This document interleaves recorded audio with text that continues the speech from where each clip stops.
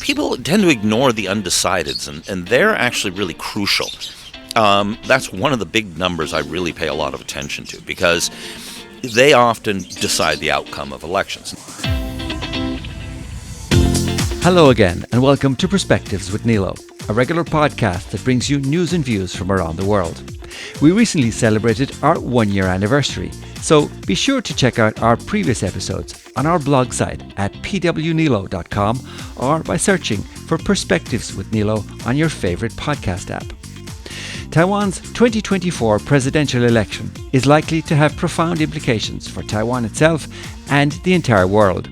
It's a race between the China-skeptic Democratic Progressive Party versus the China-friendly opposition parties of the Kuomintang or KMT and the Taiwan's People's Party. The election outcome will likely set the frame of reference for how authoritarian China, who claims Taiwan as their sovereign territory, will advance their expansionist agenda in the future. As the world's 16th largest trading economy and supplier of 90% of advanced semiconductors, a blockade on Taiwan by the Chinese Communist Party would have significant impact on global trade, never mind the effects of a potential conflict in the region. In this, the first episode of our series on Taiwan's 2024 election, I'm delighted to welcome back Courtney Donovan Smith. He's a regular contributing columnist for Taiwan News, as well as the Central Taiwan correspondent for ICRT FM Radio and a political analyst at the Taiwan Report. We first spoke to Donovan back in March about a number of topics, including the upcoming election, in our episode entitled Visits and Vanishing Acts. I sat down with Donovan in early November in Taichung in advance of the November 24th election registration deadline to review the leading candidate lineup and hear his insights on their policies and polling performance. Donovan, you're very welcome back to Perspectives with Nilo. It's great to chat with you again. Oh, it's great to be back. Let me start by asking you, maybe back in March when we last spoke, William Lai was the confirmed DPP or Green candidate for the Taiwan presidential election, the upcoming election. Ko Wen-je was the TPP candidate. We weren't yet sure at that point who the KMT candidate would be. Can you let us know what's been happening for the KMT and how is their campaign going for the presidential election? Yeah, back in March, it was quite interesting because at the time, the KMT had two prospective candidates. Now, normally the way it works in the KMT is in most previous elections, what they would do is they would hold a opinion poll primary where they would have a series of opinion polls commissioned, and then they would choose the most popular candidate. Sometimes they had other formats, which included party membership voting and all that kind of thing. But most recently, the way they did it was by using opinion polling. Now, this time, Eric Zhu, the KMT chair, decided to forgo all of that, which is quite controversial. And it was down between two candidates, Terry Gou, the founder of Foxconn, the contract electronics manufacturer, and Hou Youyi, the mayor of New Taipei City. And in the end, Eric Zhu chose Hou Youyi, the New Taipei City mayor. Now, he's a very interesting choice. Up until about December of last year, roughly, he was the most popular politician in the country. But as he came under increasing scrutiny as a potential presidential candidate, his polling level dropped.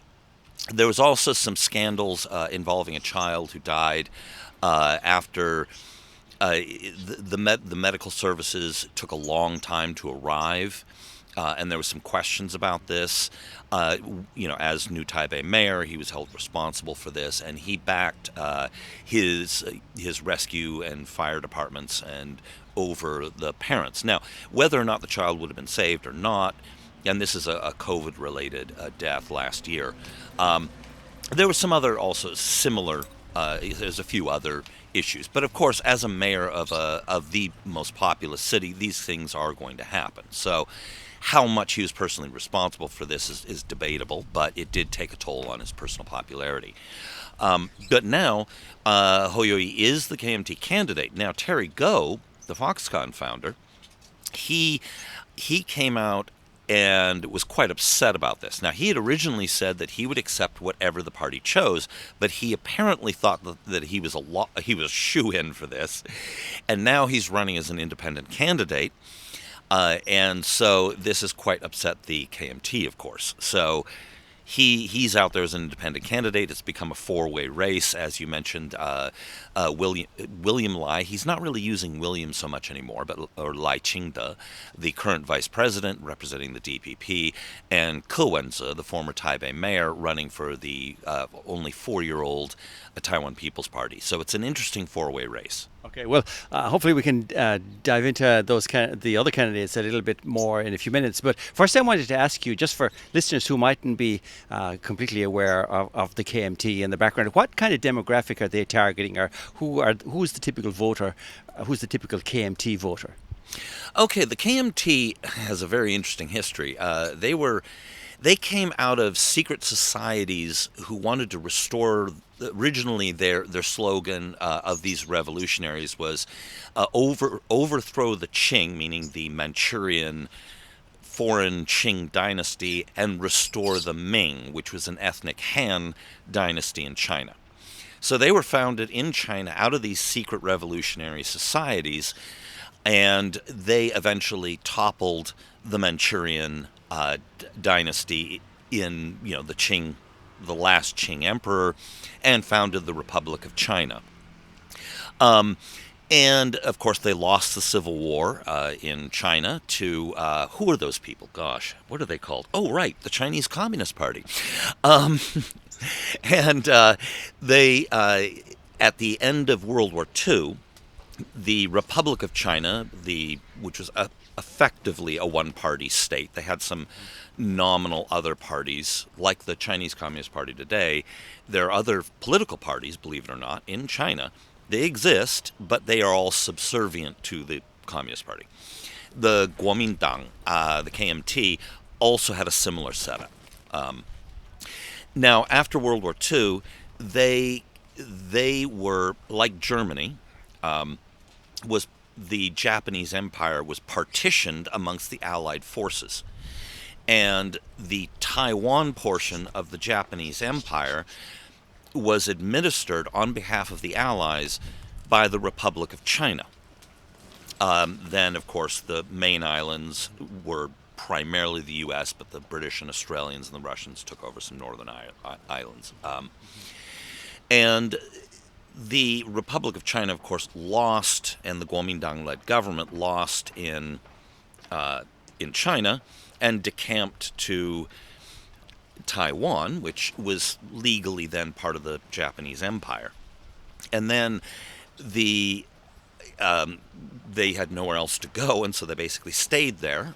There's some legal dispute about, in 1951, the Treaty of San Francisco was signed and came into effect, and the Treaty of Taipei, they came into effect in 1952, where the Japanese Empire forfeited any. They said that Taiwan was no longer their territory, but they didn't declare to whom they gave the sovereignty to. So there is some, and so, for example, the United States, the UK, and other countries, their official position is that Taiwan's sovereignty is undetermined. Mm-hmm. There are two main, I guess there's three main groups that today follow the KMT. There are the 49ers, who are the descendants of the refugees from the Chinese Civil War. A lot of them still follow the KMT for historical reasons. There are the local factions, which are generally locally Taiwanese-led. They're patronage factions that were patronized by the KMT under the KMT when they arrived, when it was still a one-party state. They did have democratic elections on the local level, but it was generally between competing factions within the KMT, primarily. And a lot of these people, there's still a lot of loyalty to them in particularly countryside areas, rural areas, inside the country. And then there are those who have family ties, business ties with China. And then there's just a lot of people who they believe that Taiwan is still has a connection to China, and then there's also a lot of people, for example, the Hakka minority here, the indigenous people. They have generally supported the KMT because historically they were kind of oppressed by the majority Haklo or Taiwanese-speaking people. So they've generally also aligned with the KMT. So the kind of voters that follow the KMT are kind of eclectic in a lot of ways. They generally are a little bit more pro-business, but honestly, there's not very much difference between the DPP and the KMT on economic policy. They're quite similar, actually. But so there's also civil servants have generally been historically, and government employees have generally been very pro-KMT. And Ho Yui, the current KMT candidate, has he talked about any particular policies he's driving himself as part of his campaign for this presidential election? Okay, on domestic issues, there's not a lot of difference between the two major parties, and not even, again, with the TPP, the new party that's on the scene. Generally speaking, they're, I guess in Europe you'd consider them center-right. Their policies, there's to solve issues like housing inequality, the declining birth rate. Their policies are really quite similar. It's a series of policy changes, subsidies for this, subsidies for that. There's not a lot of difference ideologically between the parties. Domestically, the big difference is that the TPP and the KMT support extending the lifespan of nuclear power plants, whereas the DPP wants to keep the original phase-out schedule, which is in 2025, that all the nuclear power plants will be gone. Now, the case that the DPP makes is that Taiwan is a seismically active country. These are old power plants, and they've reached their limit. There's all the places to store nuclear power nuclear waste, are full, and they have no legal provisions to add any new places. And that the country should move toward natural gas in the short term and renewables in the long term, and gradually phase out coal. The TPP and the KMT want to keep the nuclear power plants running, partly on national security grounds, because, for example, there's only about 11 days reserve for natural gas. Again, coal has a relatively limited amount. If there was, for example, a war, the power would go out in a few weeks. I mean, whereas nuclear power, they could keep the lights on for a long, long time, assuming they're not bombed by invading forces. Now, they are also, so they want to keep the nuclear power going. They're very concerned about the reserve requirements because Taiwan is a heavy, heavy power user. For example, the chip-making company TSMC alone accounts for over 7% of all of Taiwan's power, and it's expected in the next few years to rise to about 12.5% of all of Taiwan's power needs. And that's just one company. So they're very concerned about that domestically. So you mentioned there TPP, who are, I guess, also known as the light blue party, is on the same, politically leaning the same way as the KMT. Their leader is former Taipei Mayor Ko Wen-je. How is he doing in this presidential election run-up? Well, most polls have him at second, but there's a significant minority that have him at third. Now, I've been compiling a poll of polls, and recently the number of polls has been lower than it was the last 2 months, which is kind of interesting. And in the poll of polls, because it's a weighted one, actually Ho Yui is pulled ahead of Ko Wen-je because of the polls that are weighted a little bit higher that have conducted polls in the last few weeks have tended to show Ho higher and Ke lower historically. But the majority of polls show Ke in second place, so he's doing fairly well. There was a little bit of a faux pas as regards the name. We talk about them now as the light blue party, but earlier, a few months ago, they labelled themselves as the white party. Am I correct in thinking that? And it caused a bit of I guess it was a little bit of a faux pas. It caused a little bit of a bounce back. Well, so there's the pan green, which is parties that have an ideology that leans more toward Taiwan sovereignty, Taiwan identity, and it's based on the color of the DPP flag, which is green and white. And then there's the pan blues, which are more believe in a one China, at least in the long term, and they're based on the colors of the flag of the KMT, which is blue and white. Now, the TPP has branded itself as the white party, meaning not blue and not green. And in Chinese, this has connotations of purity, cleanliness. But then they came out with a slogan, which was, I believe it was, vote white. It was white power or something like this. Which obviously in English has very different connotations than it did in Chinese. They were not intending to have that connotation, but they translated it into English, and that did not sound good in English. And as regards to demographic for the TPP, a lot of the media analysis are kind of saying it's mostly a younger demographic that are supporting them. Can you tell us more about that? Is that right? Yeah, that's absolutely correct. The KMT has a very old demographic, and increasingly, and this is interesting because in the 2020 election, the DPP had a very young support base, but they've lost them in the last few years. They've generally shifted to the TPP. The TPP is very strong in the under 30 demographic, quite strong in the under 40 demographic.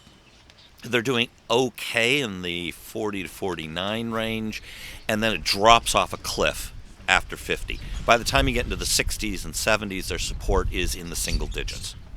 And that's surprising to me from an outsider perspective, insofar as, if they're blue-leaning or light blue, it's surprising to me that young people would be as supportive of unification with China, which is, the light blue leaning would seem to indicate. So, what is the kind of how should we read that? I mean, is there a sizable proportion of young people in Taiwan who favor the reunification or re-engagement with China? Almost none. The TPP position isn't a one China position. That's what makes them different than the KMT. The position of the TPP is they kind of are trying to avoid the whole issue, and they claim that they want to rise above it. Now, Ko Wen-je, who's the party chair and basically kind of the spiritual leader of the party, has been a bit wishy-washy on where he stands on a lot of this. He does not accept the 1992 consensus, which has the one China principle baked into it, which the KMT does. But he's not so much against it as he says that the public in Taiwan won't buy it. He said there's no market for it. So what he wants to do is, now China, of course, has said that there will be no negotiation with Taiwan unless they accept the 1992 consensus. The TPP wants to talk to China, wants to have dialogue with them, but they know that accepting the 1992 consensus is electoral suicide. So they're hoping to come up with a new formulation. Now, they are not pro-unification, but they're not pro what's called Taiwan independence either. The TPP is strong on national defense. They want to push defense spending up to 3% of GDP. So they're not as strong on sovereignty issues as the DPP is, and they want dialogue with China like the KMT does, but they don't accept the 1992 consensus, so they kind of are in this sort of muddled middle space between the two. And then, as we move on, we have Terry Goh, who you mentioned earlier. He's the Foxconn founder, billionaire. And I must say, as somebody visiting Taipei, he's one of the more visible candidates in that, you know, he has posters on the sides of taxis and buses, and he has his electoral office in Central Taipei. But as you mentioned, he failed to secure a KMT nomination. And then, of course, resorted to running on an independent ticket. How is the campaign going for him? Not good. He's now polling in most polls in the single digits. In our poll of polls, he's at about 7.3, 7.4 right now. I think that unless he can do something to really turn around his campaign, I think that at the end of the day, on election day, he's going to probably come in at under 5%. I'm comparing him to James Song in the last election and using that as a comparison line. So, yeah, he's not doing very well. And any particular policies that he's talked about or raised out that are getting any attention? He's has probably some of the most interesting policy stances. I mean, the big issue in Taiwan politics when it comes to national elections is relations with China. Okay, that's the big one. He's very tied to China. He's a 49er who his family escaped the Civil War. And he wants a peace dialogue with China. He promises that there will be some kind of peace agreement with China if he's elected president. He wants to turn the island of Jinmen into a kind of a peace experimental camp, and he's promised to set up an institute there, regardless of whether he's elected president, to bring international scholars to discuss peace with China. On national defense, he doesn't want to purchase any more American arms because that turns Taiwan into an ammunition dump, which makes it a target for China, you see. And he wants to build a robot army of 80,000 robots to defend Taiwan. Now, he hasn't specified exactly what form these robots take. Obviously, I'm imagining Terminator, but maybe they're drones or whatever. He hasn't been very specific. And he's pro-nuclear power, and here he's on stronger ground. He talks a lot about improving the economy, and he talks about building. He wants to top Singapore's GDP and establish a 30 golden years of economic development going forward. And so, yeah, those are. He's campaigning on three big things, and peace with China, economic issues, and developing Taiwan, basically. Yeah, well, there may be reasons, I guess, why China are displeased with him. Maybe we can come to those a little later on, because I want to ask you also about the DPP candidate, which is, of course, William Lai Ching-te, part of the ruling Democratic Progressive Party. He made the headlines in August for his strong statement supporting Taiwan sovereignty, as you kind of alluded to earlier. How has his campaign been going? Boring. He's basically continuing. He's basically campaigning on more of the same. Mm-hmm. Now, the current DPP administration. See, he can't veer too far from the current administration without looking bad, because he's the vice president. He was previously the premier under President Tsai, so he has to campaign on the current administration's record. And what that means is that that's a blessing and a curse. The current administration's foreign policy and policies on handling China have been actually quite popular. Domestically, their policies have not been popular, and there have been a series of scandals and problems and some dubious-looking things. So it's a very mixed bag, and so he's running a very conservative campaign. He's taking no risks. He's very disciplined, but it's not a very exciting campaign. It's more of the same. Yay, And so four candidates, leading candidates, then at least we have Lai, Ko, Ho, and Go, and you've been doing some serious analysis as regards the opinion polls, like you've been talking about. And can you tell us a little bit about that project and maybe the very latest results that you've published, and how they're showing the various candidates? And there's also an undecided grouping in your analysis. Yeah, people tend to ignore the undecideds, and they're actually really crucial. That's one of the big numbers I really pay a lot of attention to, because they often decide the outcome of elections. Now, at this point, Lai Ching-te, or William Lai, he is fairly out ahead. He's at 32, 33. He's been pretty stable since we've been doing the poll of polls. He's been within a band of about 3.5 percentage points. He's been, varying within that. Pretty stable. Now, Ko-en-je, again, he's been within about a 3.5% band since September 1st. And for most of the time, he's been in second place, with Lai ahead currently he's at 32 point something. But starting about 10 days ago, Ho suddenly jumped into second place in the poll of polls. Again, this has a lot to do, I think, with the polls that were released during this time period. But he showed a significant jump. He's currently at 23.9, I believe, and Ke's at 22 point something. So they're still pretty close in the poll of polls. Now, what's interesting is the undecideds, don't knows category has been dropping from about 16 a few weeks ago down to 12 point something now, and that's a statistically significant drop. So as we're getting closer to the election, I expect that more and more people are going to start making up their mind. And it seems like Terry Go's popularity rating is also dropping in this poll. Yeah, it's been consistently dropping off since early September. It's kind of a drip.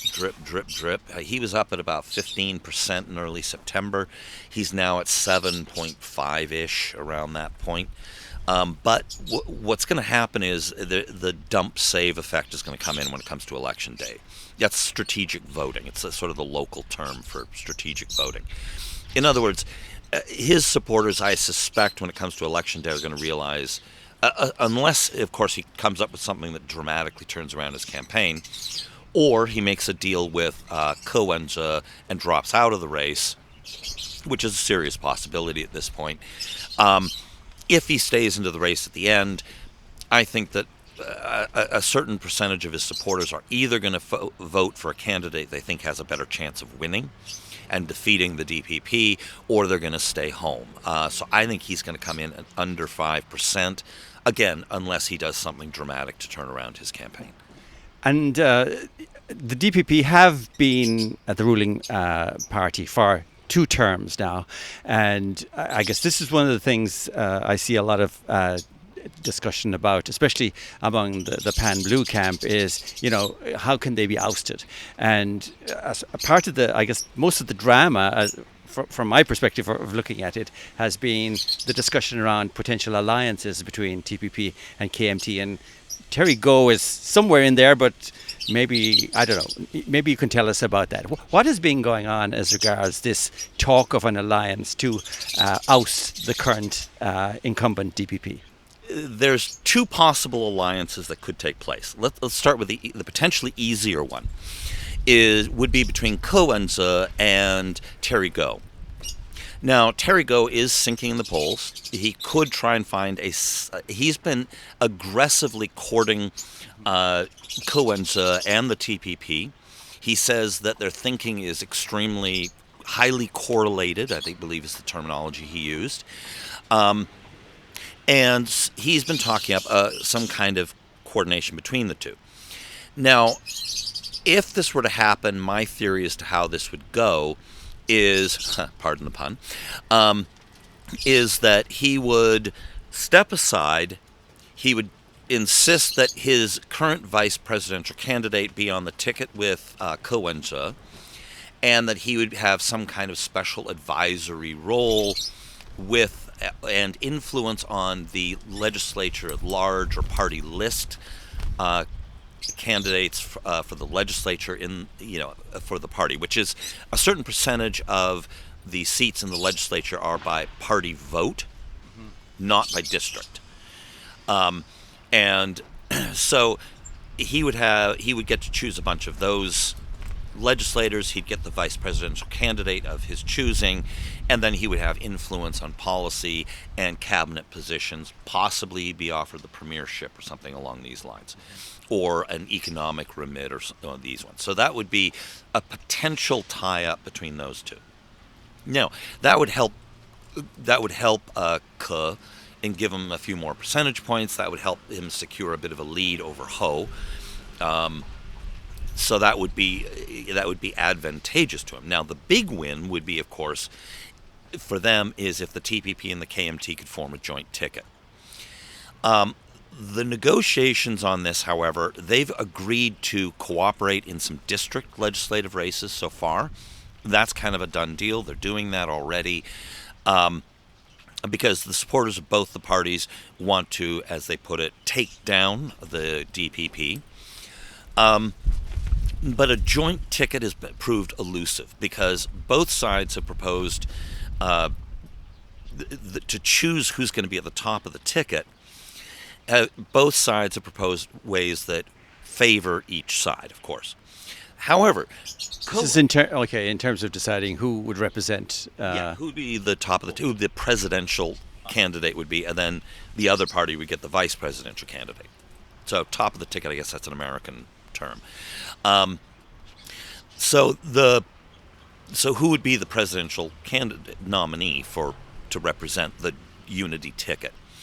Now, Kuomintang has been more generous. He's offered he said, look, let's just do an opinion polling, commission some opinion polls, and see who the public wants as the presidential candidate. Fairly straightforward. He said even if he wins it and he's within the margin of error, he'll still step aside and let Ho take and he'll be the vice presidential nominee and let Ho take it. So this is kind of self-serving, because the majority of polls show him ahead, but not all. So he is willing to take some risks to make this happen.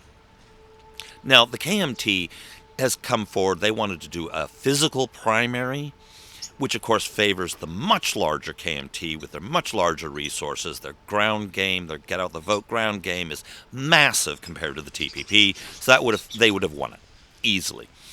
Then they came out with the Japanese model or the German model, where their legislative candidates would have a major input. Of course, the KMT has 69 of them versus the TPP's 11. So Cook just said, he came out and basically just said, we know what the result of that would be. And he retorted, why don't we use the Taiwanese model, where traditionally we've used election polling, which is what I'm offering. So it looked like everything was at an impasse. Then, on last Friday, November 10th, former president, KMT president Ma Ying-jeou, who's a powerful and influential party elder, and of course the KMT, respects the elders in the party. So he's an extremely powerful figure, came out and declared via an intermediary that he supported Kuomintang's plan for opinion polling. A large number of KMT legislative candidates and local government heads came out in support. The presidential candidate from 2020, he's also now a party elder, came out in support. But although these don't form a majority of the KMT, what's really interesting is the deafening silence from everyone else in the party. Almost nobody has come out against this. A lot of them are being diplomatic, So now, all of a sudden, the KMT chair, Eric Chu, and the Hoyui camp are desperately trying to fend off, basically, an attack from within the party and from a massively influential party elder who wants to accept Ko Wen-je's plan. And does this mean if they were successful and formed that alliance, would the parties also form a coalition in the legislature or in government after that? Yes. Ko Wen-je has flat out said, look, our party it doesn't have enough people, it doesn't have enough talent, because they're only a 4-year-old party. And he said that, yes, we work with the KMT, and so that a lot of cabinet positions, for example, would go to the KMT because they have a deep bench, which the TPP doesn't have at this point. So he's proposing to form a unity government, which may even include people from the DPP as well. That's his proposal. I have to say, though, that reading some of the analysis, Bonnie Glasser, who is MD of the German Marshall Fund's Indo-Pacific program, said that she thinks Beijing also favors Ko Wen-je, that he will win because of the many collaborations he's advocated during his tenure as the mayor of Taipei. I guess he participated in the Shanghai-Taipei conferences. But there's also some controversy with the TPP as regards China. I read that China-born Xu Chongying, she's a member of the TPP. She's been accused of being also a member of the Chinese Communist Party. She's denied it, I believe, so far. But what's going on with the whole the position with China there and Ko Wen-je? Okay, Bonnie Glaser is wrong, and she often is. Ko Wen-je is not the preferred candidate from China. I think in an ideal world they would prefer Terry Gou, but they recently they started investigating Foxconn because I think they want him to drop out of the race because he's basically just sucking up votes, which from the pan-blue camp. So ideally I think they'd prefer him, but they know he's hopeless, so they're trying to put pressure on him to get out of the race. Now, Hoyui, I think, would be their preferred candidate over Ko Wen-je. Ko Wen-je would be their preferred candidate. If Ho can't win it, Ko Wen-je would be far more preferable to Lai Ching-te or William Lai. So that's kind of the hierarchy of their preferences. So I think they're hoping for Hoyui to win. Now, as far as Xu is concerned, now she says she has never been a member of the Communist Party, and I have no reason to doubt her on this. However, she did work for the government or government state-owned agency or something along these lines. So she was affiliated with it. She's attended United Front events. There's film of her out there wearing a Cultural Revolution era red scarf and singing songs in praise of Mao Zedong. Now, Ko Wen-je says that he wants to include her because there are hundreds of thousands of spouses here in Taiwan who were born in China, and that they need some representation. And so he wants to include her. He possibly wants to include her on the party list legislative vote, which is, again, where you vote for the party. Now, that actually hasn't happened because they haven't released their party list. Whether he is going to include her, we don't know. But he has been defending her, which suggests that he might. And if he does put her on the list, will he put her in the safe zone, which means that she's almost certain to get elected, or in the not safe, where he probably won't get elected? These are all still open questions. And on the just continuing with the China angle, we were also reading in the news that Foxconn and its subsidiaries in China, PRC, are being audited by the Chinese government. Some think it's a sign of dissatisfaction of the CCP with Terry Gou, and that his candidacy is dividing the vote. But others are saying this is a type of interference into Taiwan's election. What's the consensus in Taiwan on that? Yeah, I mean, it's election interference. I mean, there's two theories out there as to why they're doing this. The other one is that they are actually trying to give him credibility, which may be partially true. In other words, that because the Taiwanese public views him as being too close to China. After all, his business had massive investments, and while he's in China, and was the largest private employer in China, and he personally knows Xi Jinping, and now he's no longer the CEO or even on the board of Foxconn, but he's still a major shareholder. So there's a public perception of him being close to China, and he is close to China, to be honest. And so there is this theory out there that by doing this, it makes him look less close to China, and that will boost him in the eyes of the Taiwanese public. Now, I don't think that's their primary goal. Their primary goal, I believe, is to try and push him to get out of the race, because he is splitting the vote. On the Foxconn, I think that the tax audit is not the major of the two issues. It's actually that they're going after land usage. And that could be far more damaging to Foxconn, I think, than the tax audit, by the way. Are there other aspects of CCP interference in Taiwan's election that are visible or that have been raised as concerns by people in Taiwan? Where do I start? Well, okay. I mean, obviously the constant gray zone warfare.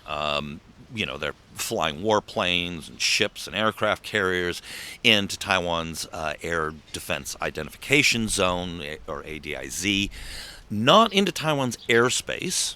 That would be an act of war. But they're coming awfully close. There was an informal, what was called the Davis Line, or the median line in the Taiwan Strait, which from the 1950s until the Nancy Pelosi visit had only been breached. Informally, each side kept to the median line of the Taiwan Strait, and it was only breached about 2 or 3 times until the Nancy Pelosi visit, and now they breach it almost every day. So they're basically, these are aggressive acts of war. They're belligerent. And there was also talk about the Fujian development plan as a means to show, or I guess start discussion on how cooperation with Taiwan might happen. Has that been influential in these discussions? No. The thing is that China keeps rolling out these kinds of so-called incentives. This latest one is interesting because they make it really easy for Taiwanese to, for example, get all the rights and privileges of being a citizen in Fujian province. Because, all the rights and wonderful privileges of being a citizen of the People's Republic of China are so winning and something everybody's dying to have. Now, basically they make it easy for Taiwanese to invest in Fujian province, to buy land, start a company, and they will be treated as far as local, things like insurance and all of these things as if they were local. But, all those wonderful rights and freedoms in the People's Republic, who could turn that down? So finally, maybe just to on the kind of next administration in Taiwan, apart from the presidential election, there will also be the legislature elections. And can you explain to us a little bit how the legislature is organized in Taiwan's government, and how is that shaping up in terms of sway of power for the forthcoming years? Okay, so for up until 2016, the KMT they either held an outright majority in the legislature, or they held a plurality, and with allies they effectively controlled the legislature up until 2016. And for the first time, the DPP won an outright majority in 2016, which they've held ever since. Now, the legislature is made up of, there's 6 indigenous seats, 73 district seats, and 34 party list seats. Maybe check those numbers. But anyway. And it's looking like this time, it's looking like what's going to happen is that no party will have an outright majority. That's the safe bet at this point. I mean, you never really know until election day, but right now, I think the safe bet would be that no party has an outright majority. The TPP will hold the balance of power. They will not. They'll probably be the third largest party in the legislature, and they're going to get most of their seats from the party list. They may get maybe 8 to 10 is sort of what it's looking like at this point. If they're doing really well, maybe 11. If they don't do as well as expected, maybe 7. Out of 113 seats total. But that might be enough to be the balance of power. That's Courtney Donovan Smith, and my sincere thanks to him for joining us and sharing his valuable insights on Perspectives with Nilo. And we've linked his details on our blog site at pwnilo.com if you'd like to dive deeper. After our interview on November 13th, the KMT and TPP continued their negotiations, but ultimately were not successful in agreeing a formal alliance on the presidential ticket before the election registration deadline of November 24th. Terry Guo has also dropped out of the race, which now means that 3 main presidential candidates and their vice presidential running mates remain. They are, for the DPP, William Lai, or Lai Ching-te, and his running mate, Xiaobi Kim, Taiwan's former representative to the United States. For the KMT, Ho Yo-yi, and his running mate, Jia Xiaokong, chairman of Taiwan's Broadcasting Corporation of China and veteran political talk show host. And for the TPP, Ko Wen-je, and his running mate, Wu Xinying, who has held executive positions at Merrill Lynch and Shin Kong Life Insurance before she filled a vacant seat occupied by the TPP in Taiwan's legislature. We hope to have interviews with the spokespersons for these candidates in our upcoming episodes. But that's where we leave it for now. Until the next time, thank you for listening. 再见.